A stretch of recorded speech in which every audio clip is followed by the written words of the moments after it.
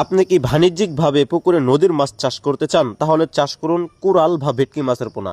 এই মাছটি খুবই জনপ্রিয় এবং অনেক চাষি ভাইরা চিনে থাকেন। এই মাছটি নদী থেকে সংগ্রহ করা। এই মাছটির বাজারে ব্যাপক দাম এবং খেতেও সুস্বাদু। চাষ করুন কোরাল বা ভেটকি মাছের পোনা।